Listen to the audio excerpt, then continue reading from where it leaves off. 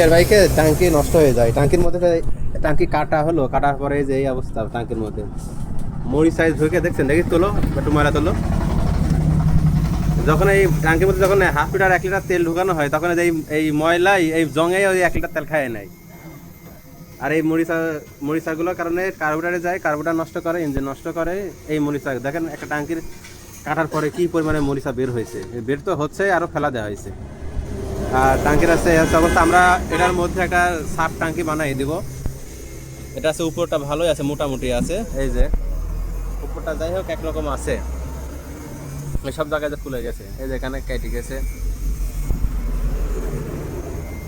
Sub ট্যাঙ্কি বানায় তারপরে লাগাই দেবো, আপাতত চলতে পারবে, এখন এভাবেই চলবে।